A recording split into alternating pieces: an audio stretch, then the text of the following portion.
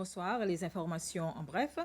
La semaine prochaine, la Cour constitutionnelle examinera les demandes soulevées dans le cas où l'ancien ministre Errol Fonseca cherche son recours constitutionnel contre les commissions d'enquête mises en place par le président Hermini. Par l'intermédiaire de son avocat Anthony Derjac, M. Fonseca soutient que ces commissions sont inconstitutionnelles et fondées sur des lois obsolètes. Au cours de l'audience d'aujourd'hui, M.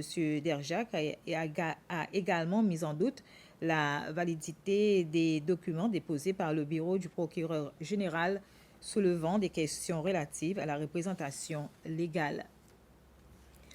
Le comité chargé des activités nationales a fait le point sur le déroulement des manifestations marquant le 50e anniversaire de l'indépendance des Seychelles le 29 juin.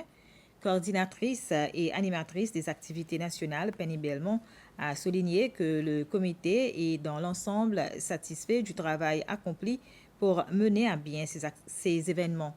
Elle a toutefois relevé quelques imperfections mineures, tout en notant que les activités se sont globalement déroulées conformément à la planification par son équipe.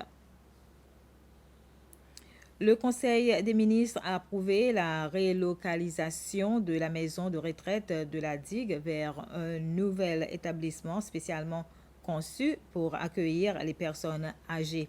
D'après le vice-président Sébastien Pilet, le nouveau centre comprendra 10 unités d'hébergement. Cette relocalisation vise à améliorer la qualité des soins et des conditions de vie des personnes âgées. Les travaux qui seront financés par le gouvernement devraient débuter d'ici à la fin de l'année.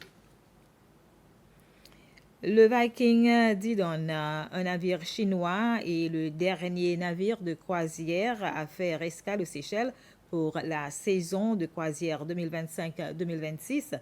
Au total, 41 navires de croisière ont fait escale aux Seychelles durant cette saison. Initialement, 50 navires étaient attendus, mais 9 escales ont été annulées en raison des tensions au Moyen-Orient, notamment dû au conflit impliquant les États-Unis, l'Iran, Israël et le Hezbollah. La saison 2025-2026 a également enregistré une baisse de fréquentation. Au total, 1891 passagers de moins ont visité les Seychelles par rapport à la saison précédente 2024-2025. Malgré cette diminution, les escales de navires de croisière continuent de contribuer à l'activité touristique et économique du pays, notamment en générant des retombées pour les commerçants, les prestataires d'excursions et les autres acteurs du secteur.